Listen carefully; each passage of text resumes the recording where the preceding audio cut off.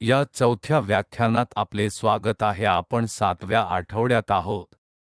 आतापासून सुरू होत आहे. आपण लाटाच्या गटांकडे पाहणार आहोत. म्हणूनच आजच्या व्याख्यानाचा विषय लाटांचा डिस्पर्शन आहे. तर मी प्रथम समजावून सांगण्यासाठी थोडा वेळ घालवतो. आपण काय करीत होतो या तुलनेत आता काय वेगळे आहे. आपण अजूनही पाहत होतो एक दोलन फ्रिक्वेन्सी जी सिंगल ऑसिलेशन फ्रिक्वेन्सी म्हणून ओळखली गेली, परंतु सर्वसाधारणपणे ती केस नाही. बऱ्याचदा वास्तविक जीवनात वेव्ह घटना होतात जे आपण समोरासमोर येतात, खरोखर एकाच परिभाषेत फ्रिक्वेन्सीसह येत नाही. उदाहरणार्थ आपण पाहत असलेला पांढरा प्रकाश, उदाहरणार्थ सूर्यापासून येणारा प्रकाश अनेक वारंवारतांमधून बनलेला असतो. जो होता सुप्रसिद्ध प्रयोग ज्या न्यूटनने 300 वर्षांपूर्वी केलेल्यापेक्षा जास्त काम केले होते. तर आपण त्या प्रकारचा पांढरा प्रकाश घ्या आणि त्यास प्रिझममधून पाठवा आणि दुसऱ्या बाजूला जे आपण पाहता ते आहे ते 7 रंगात विभाजित होते. निष्कर्ष असा आहे की पांढरा प्रकाश हा च्या वर आहे जो कमीत कमी 7 भिन्न फ्रिक्वेन्सीजना अंदाजे अर्थाने बनविला गेला आहे. ध्वनी लहरी आपण सामान्यतः ऐकतो की सिंगल फ्रिक्वेन्सी बनलेले नाहीत. हे बऱ्याचदा अनेक फ्रिक्वेन्सी बरोबर संयोजन आहे. तर तत्वतः आणि सराव मध्ये आपण केले पाहिजे वेव्हफॉर्म्स हे पहारेख्य जे अनेक वारंवारतांनी बनलेले आहे. त्याचे एक चांगले उदाहरण म्हणजे वेव्ह पल्स सारखे काहीतरी असेल. मी येथे काढलेले प्रकारचे असेल तर पल्स सामान्यत अशी काहीतरी असते जी लहान असते. असे म्हणू द्या वेळ फ्रेम डेल्टा टी सारख्या छोट्या टाइम फ्रेम करते ज्यावर अँप्लिट्यूड पुरेसे मजबूत आहे. स्मॉल श्रेणी रेंजच्या डेल्टाच्या बाहेर त्याचे अँप्लिट्यूड जवळजवळ 0 आहे. तर हे चे अस्तित्व देखील नाही. हे स्ट्रिंगमध्ये वेव्ह पल्स सुरू करण्यासारखे, उदाहरणार्थ पल्स एकट्याने प्रवास करू शकते. अशा प्रकारे अशा पल्स सामान्यत अनेक समतल तरंगच्या संयोगाने बनलेल्या असतात. प्रत्येक समतल वेव्हची निश्चित फ्रिक्वेन्सी असते. प्रत्येक फ्रिक्वेन्सी वेगवेगळ्या गतीने प्रवास करते. अशा वेळी तुम्ही सुरू केलेल्या नाडीचा आकार नंतरच्या काळात राखला जाऊ शकत नाही कारण प्रत्येक कंपोनंट वेगवेगळ्या वेगाने जाण्याचा प्रयत्न करत आहे. त्यामुळे शेवटी तुम्हाला दिसेल की यासारखे काहीतरी, म्हणून जे सुरू झाले ते यासारखे काहीतरी संपू शकते. म्हणून सर्वसाधारणपणे अशा प्रकारचे वर्तन जेथे तीव्रपणे शिखरावर असलेल्या पल्स शेवटी एक प्रकारची शंका दूर करतात त्याला सर्वसाधारणपणे डिस्पर्शन म्हणतात. उदाहरणार्थ मी तुम्हाला आणखी एक ॲनालॉजी देऊ शकतो. उदाहरणार्थ आजकाल रेस म्हणतो, आजकाल बरेच शहर मॅरेथॉन आहे. तर सुरुवातीच्या वेळी आपल्याकडे मोठ्या संख्येने धावपटू आहेत जे एकाच वेळी सुरू करीत आहेत, परंतु काही काळानंतर जर त्या सर्व अगदी त्याच वेगाने धावले असतील ते सर्व एकाच वेळी अगदी शेवटचा बिंदूपर्यंत पोहोचू शकतील. म्हणून गट म्हणून प्रारंभ होणारी गर्दी एक गट म्हणून एकत्र जाईल आणि शेवटी एक गट म्हणून शेवटच्या टप्प्यावर पोहोचेल. तर गर्दीच्या आकारात विकृती असणार नाही. दुसरीकडे सामान्यतः असे घडते की प्रत्येकजण वेगवेगळ्या वेगाने धावतो. असे लोक आहेत जे खूप वेगवान धावणारे असतात आणि ते पूर्ण करण्यास धीमे असतात आणि व्यवस्थापित करतात असे इतर लोक आहेत. तर शेवटी अशा परिस्थितीत आपण पाहाल की लवकरच माराथॉन ग्रुप ज्याने प्रत्यक्षात जागा सोडली. म्हणून आपण साठी मोठ्या संख्येने निकाल पाहिले होते ज्याला मोनोक्रोमॅटिक वेव्ह सिंगल फ्रिक्वेन्सी बोलावल्या जातील. तर आता आपल्याला चे निकाल पाहायला मिळणार आहेत. असल्यास काय होईल, आपला वेव्हफॉर्म अनेक भिन्न फ्रिक्वेन्सीपेक्षा बनलेला आहे. हे एका सोप्या चौकटीत समजण्यासाठी वेव्हफॉर्म तयार करून सुरू करूया ज्यामध्ये फक्त वारंवारता आहेत.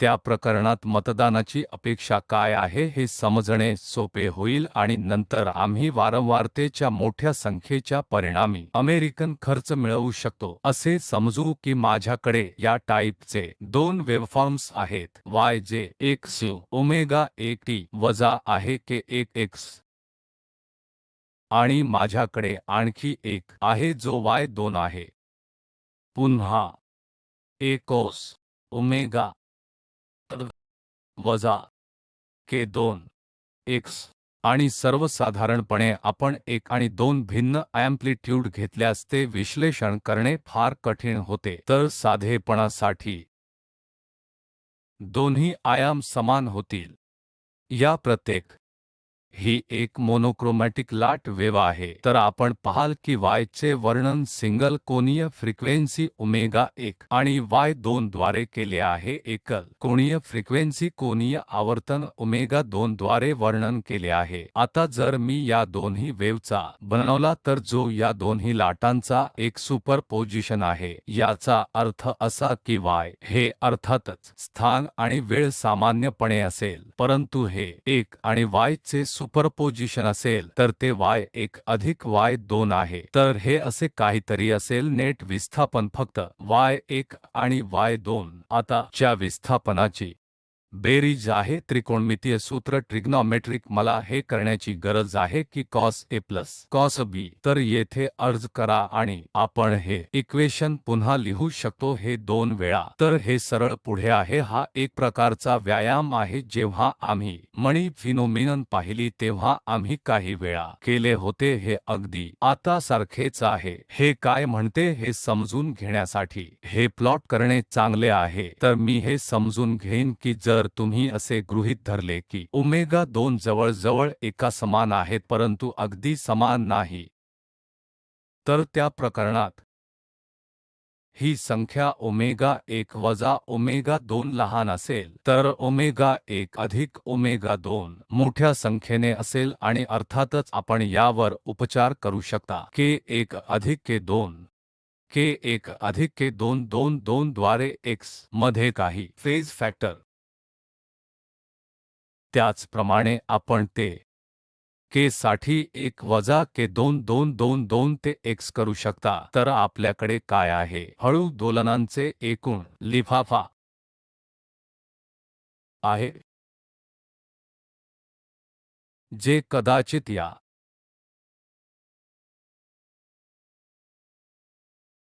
आणि सारखे दिसते नक्कीच वेगवान दोलन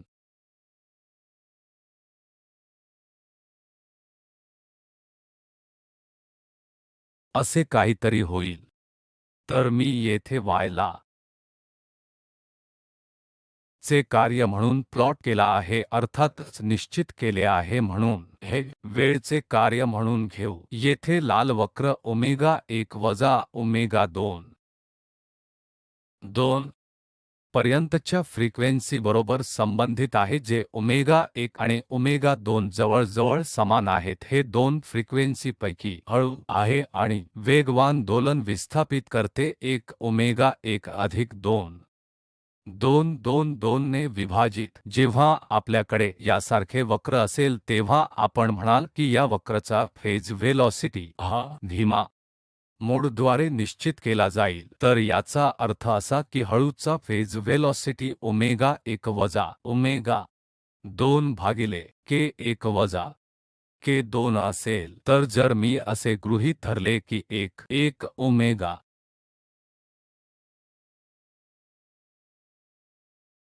वेग c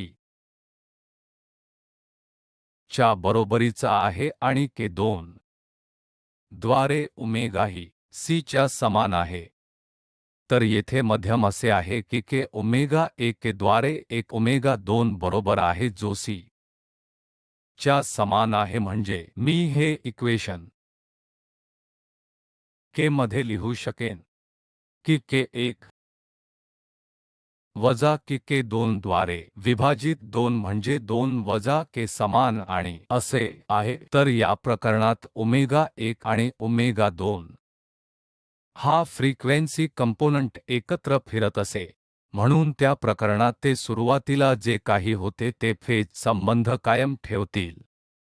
आता दुसऱ्या प्रकरणाचा विचार करूया. काय होईल जर k द्वारे 1 ओमेगा 2 द्वारे ओमेगा 2 इतका नसल्यास त्या प्रकरणात ज्याला ग्रुप व्हेलॉसिटी आणि म्हणता ते परिभाषित करू शकतो आम्ही डेल्टा W द्वारे दर्शविले जाऊ शकतो जे वेव्ह क्रमांकातील फरकाने विभाजित केलेल्या दोन कोनीय फ्रिक्वेन्सीमधील फरक सूचित करते. त्याला Vg म्हणूया. आपल्याकडे आता 3 संभाव्य वेग आहेत. एक एक ओमेगा आहे, एक इतर एक म्हणजे k2 द्वारे ओमेगा असतो जो वैयक्तिक लाटाचा वेग असतो. आता आम्ही या दोन लाटा जोडल्या आणि त्यास या तिसऱ्या वेगाने राईज देण्यात आली आहे जो ग्रुप व्हेलॉसिटी Vg आहे. या प्रकरणात काय होणार आहे ते म्हणजे दोन लाटा एकमेकांबरोबर पाऊल ठेवू शकणार नाही तर डिस्पर्शन होणार आहे. म्हणून तुम्ही ने सुरू केलेल्या वेव्ह चा प्रारंभिक आकार वेळ फंक्शन म्हणून बदलत आहे. तर आता आपण नक्कीच करू शकतो. डिस्पर्सिव्ह माध्यम म्हणून ओळखल्या जाणाऱ्या दृष्टीने डिस्पर्शनच्या या कल्पनेचे अधिक स्पष्टपणे वर्णन केले तर डिस्पर्सिव्ह माध्यम हे एक माध्यम आहे ज्यामध्ये फेज वेलोसिटी वारंवारतेवर अवलंबून असते. जर फेज वेलोसिटी फ्रिक्वेन्सी बरोबर अवलंबून असेल तर वेव्हच्या प्रत्येक कंपोनंटमुळे गट वेगवेगळ्या वेगाने प्रवास करणार आहे. तर आपण सुरू केलेले प्रारंभिक प्रोफाइल पुन्हा डिस्पर्स करणे डेल्टा W द्वारा डेल्टा K ज्या बाबतीत आपल्याकडे मोठ्या संख्येने आहेत अशा लाटा एक गट तयार करण्यासाठी सुपरपोस्ट एकत्र येतील. हे dk द्वारे d ओमेगा होण्यासाठी भाषांतरित होईल. तर एकदा आपल्याला k चे ओमेगा माहित झाल्यानंतर आपल्याला dk द्वारे ओमेगा दिसेल ग्रुप व्हेलॉसिटी सापडेल आणि डिस्पर्शन होणार आहे की नाही हे निर्धारित करू शकता. सामान्यत जेव्हा आपण म्हणतो की जेव्हा ऊर्जेने वेव्हद्वारे चालविली जाते तेव्हा ती गट गतीच्या समान वेगाने वाहून नेली जाते असे होते. काही प्रकरणांमध्ये होते फेज व्हेलोसिटी कधीकधी प्रकाशाच्या वेगापेक्षा मोठे असते परंतु ज्या वेगात सिग्नल प्रसारित केला जाऊ शकतो किंवा माहिती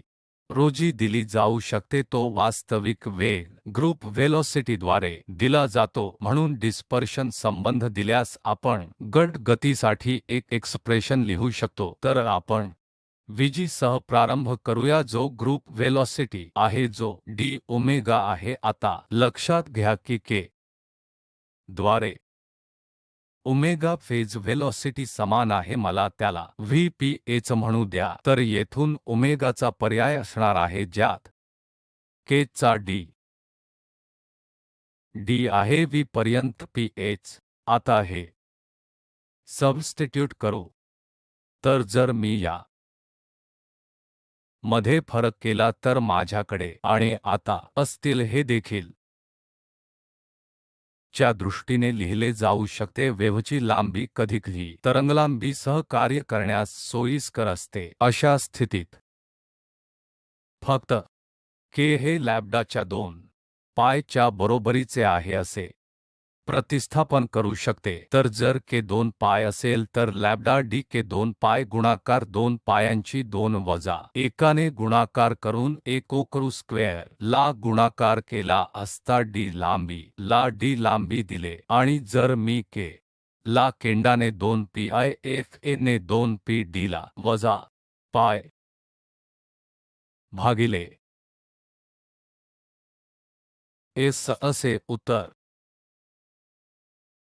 मिळेल. dv फेजला d लंबडाने विभाजित सबस्टिट्यूट करते. आता अर्थातच 2 पाय आणि 2 पाय रद्द होतील. यापैकी एकासह हे कोकऱ्याचे रद्द होईल. तर मी जात आहे मिळवा तर अंतिम एक्सप्रेशन सह सोडला जाईल जो आहे आम्ही गट वेसलसी v फेज व्हेलॉसिटी वजा कोकऱ्या d मध्ये dv पर्यंत d लंबडा पर्यंत ठेवू d लॅम्बडानुसार v फेज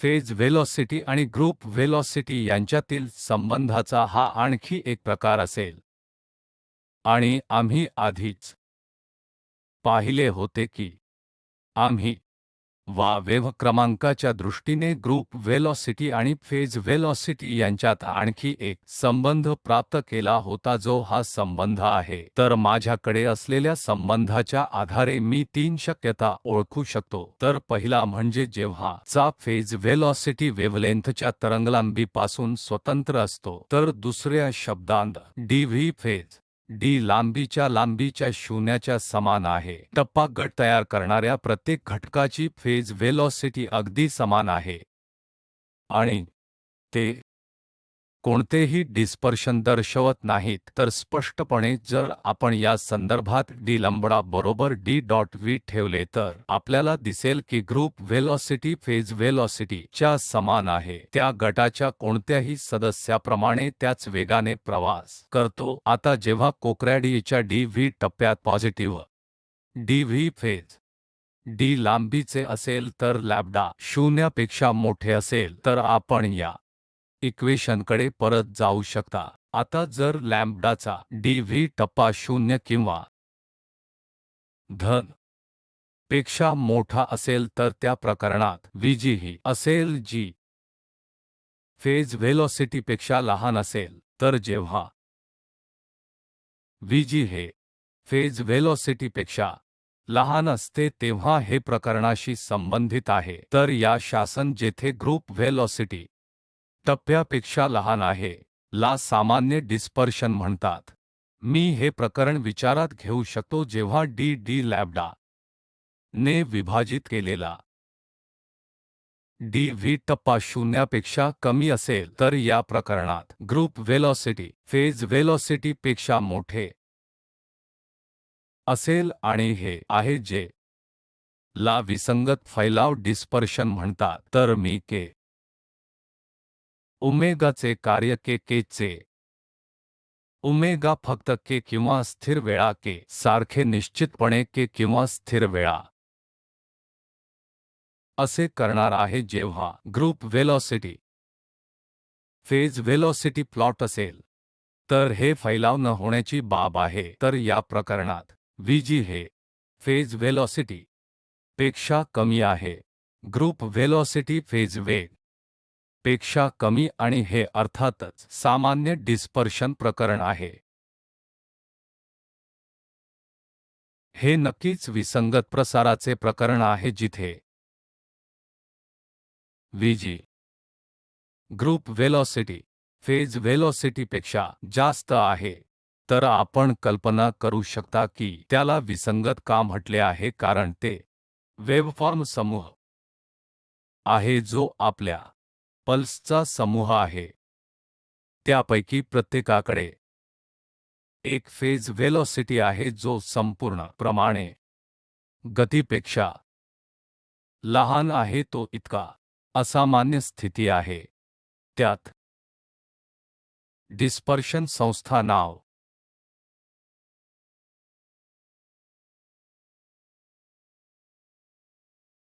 आहे.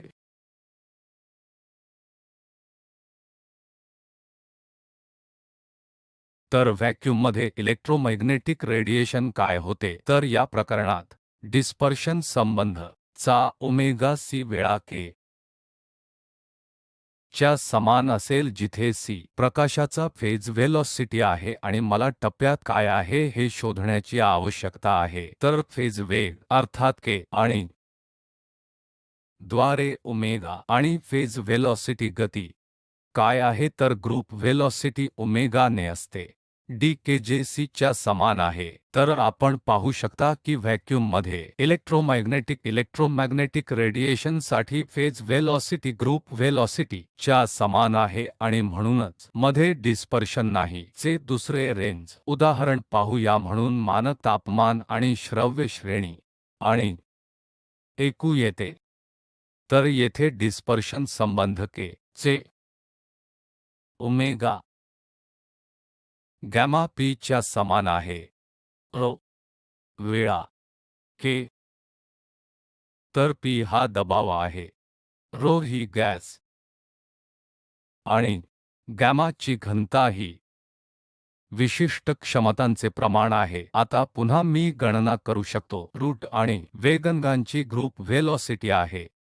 फेज व्हेलॉसिटी फक्त गॅमा पी रो आणि गट गती जी डी के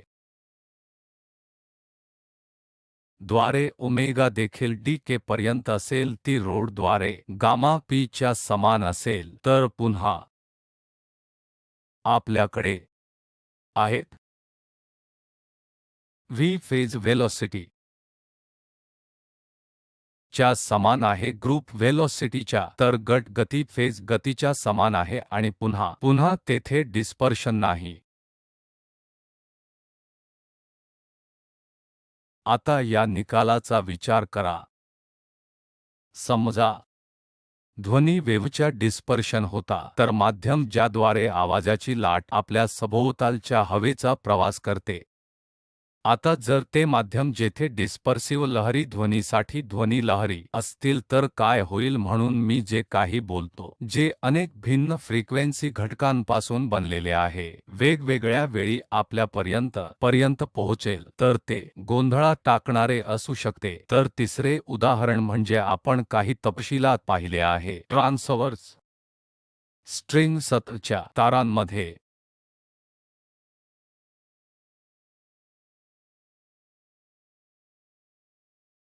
तर या प्रकरणात के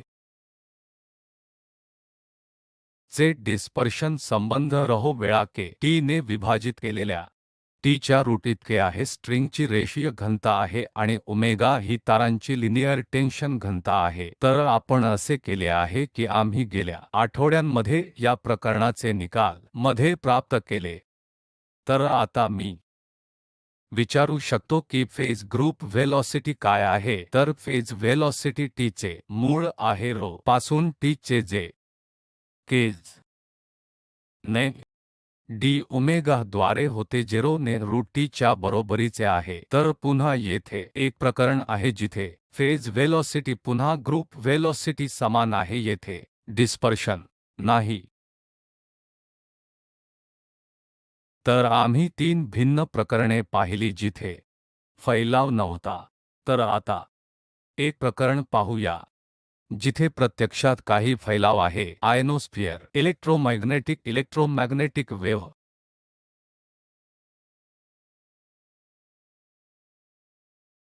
या प्रकरणात डिस्पर्शन संबंध खालील संबंधात देण्यात आला आहे।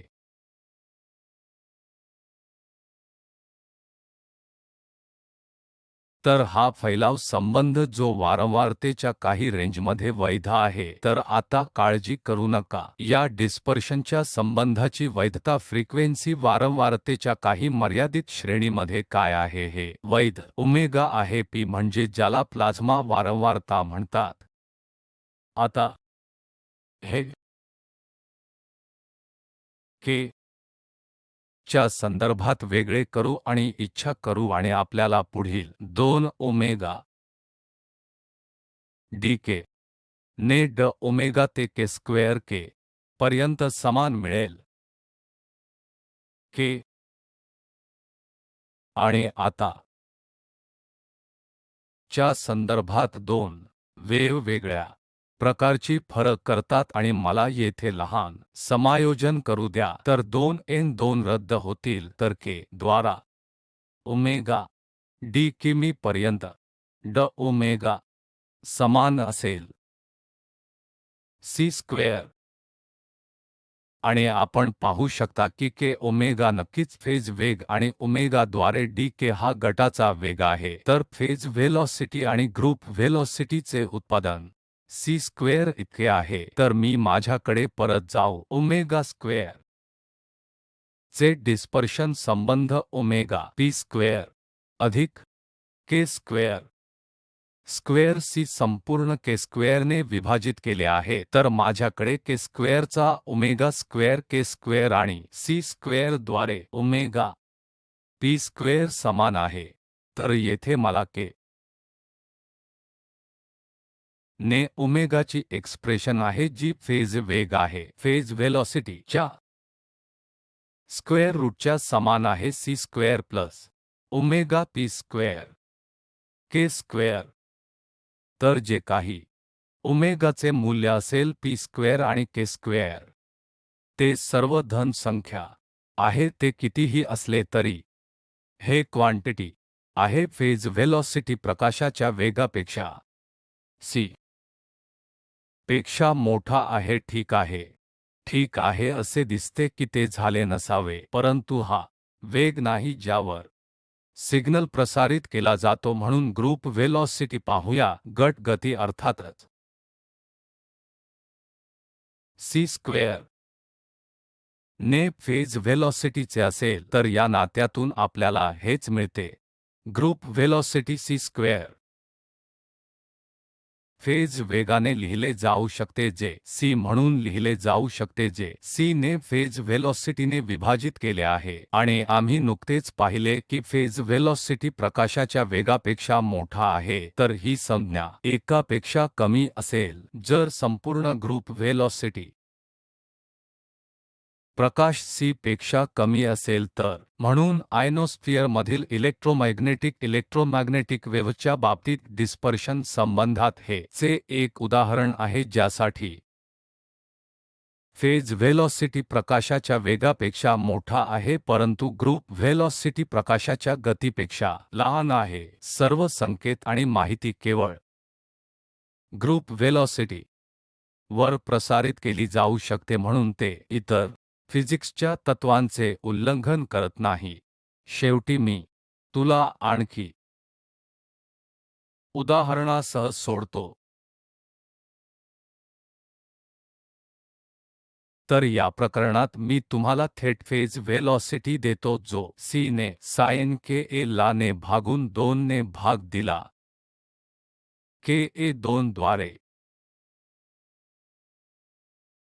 ठीक आहे, हा एक सोपा प्रश्न आहे, मी तुम्हाला हे करण्यास सोडतो। ग्रुप व्हेलॉसिटी 2 ने c गुणिले cu k a बरोबर असेल।